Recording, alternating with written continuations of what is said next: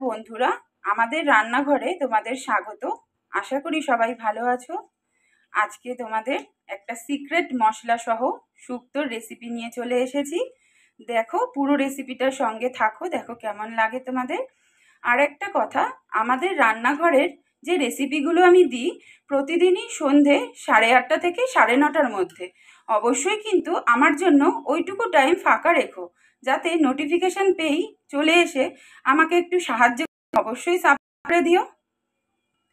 আমি চেষ্টা করি সপ্তাহে 7 দিনই কোনো না কোনো রান্না নিয়ে তোমাদের কাছে চলে আসার।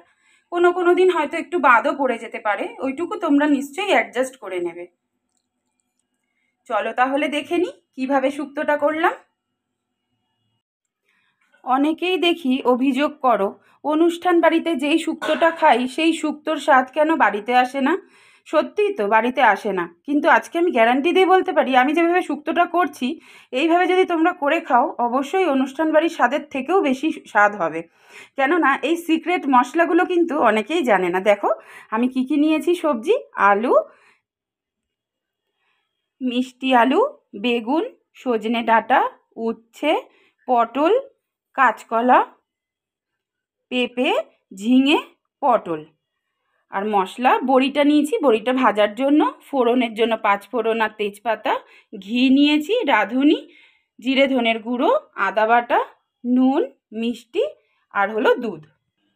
সর্ষের তেল নিয়েছি, তেলটা গরম হয়ে গেছে, বেগুনগুলো ভেজে নিচ্ছি।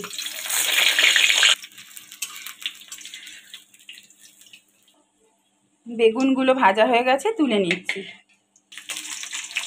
আলু দিয়ে দিলাম, এর মধ্যেই মিষ্টি আলুগুলো দিয়ে দিলাম।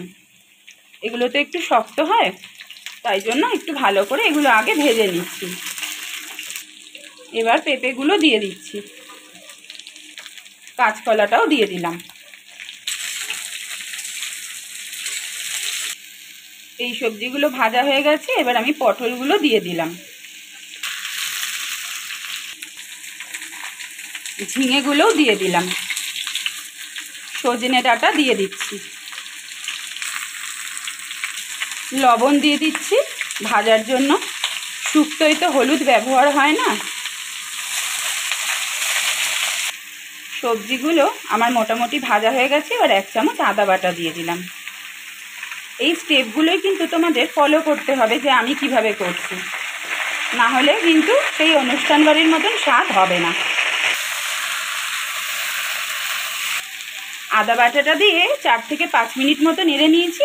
এবার 1 চামচ মতন ধনে জিরের গুঁড়ো দিয়ে দিলাম। মশলা দিয়ে কষা হয়ে গেছে, এবার আমি গরম জল দিয়ে দিলাম।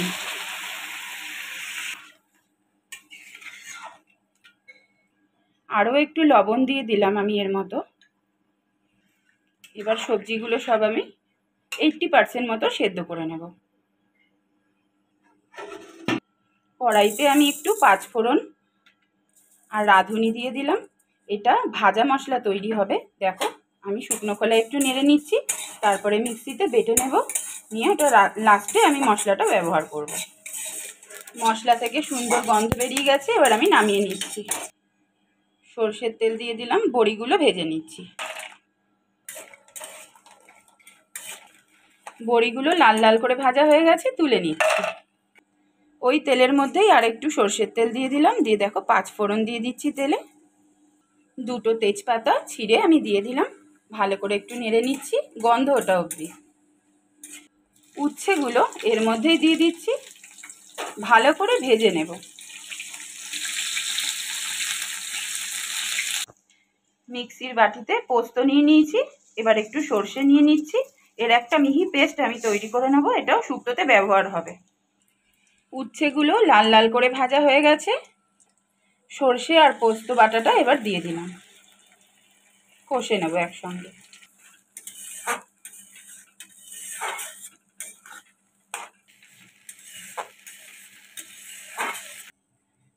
এই মশলাটা আমার রেডি হয়ে গেছে, আমি গ্যাস থেকে নামিয়ে রেখেছি। এই সবজিগুলো আমার 80% মতো সেদ্ধ হয়ে গেছে। এবার ভেজে রাখা বড়িগুলো এর মধ্যে দিয়ে দিলাম। বেগুন ভাজাগুলোও এখন দিয়ে দিচ্ছি, আগে দিলে ঘেটে যাবে, তাই এগুলো পরে দিলেই ভালো। উচ্ছের সাথে ভেজে রাখা যে মশলাটা বানিয়েছি তোমাদের এখনই দেখালাম, সেটা এবার দিয়ে দিলাম।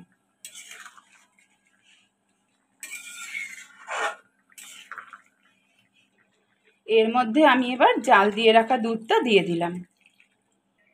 ঝোলটা ফুটে উঠেছে, এবার আমি অল্প একটু চিনি দিয়ে দিলাম। এই শুক্তোর রেসিপিটা আমার ছোট পিসির থেকে শেখা।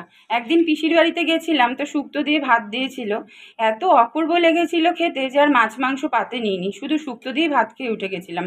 আমি গ্যারান্টি দিয়ে বলতে পারি তোমরা এইভাবে শুক্তো করে অবশ্যই কমেন্ট বক্সে জানাতে আমাকে বাধ্য হবে যে সত্যিই খুব অপূর্ব হয়েছে।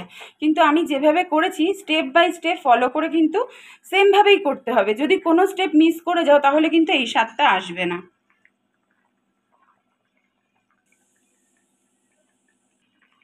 শুক্তোটা আমার পুরোই তৈরি হয়ে গেছে।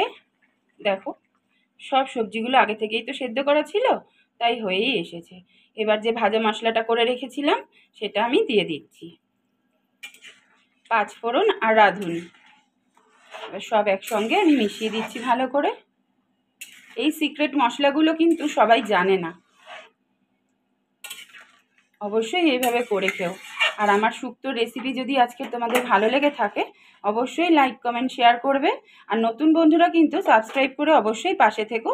আমাদের রান্নাঘর থেকে আজকে এই পর্যন্তই।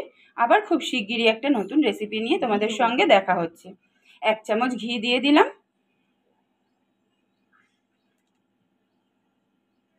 এবার গ্যাসটা আমি অফ করে দিলাম।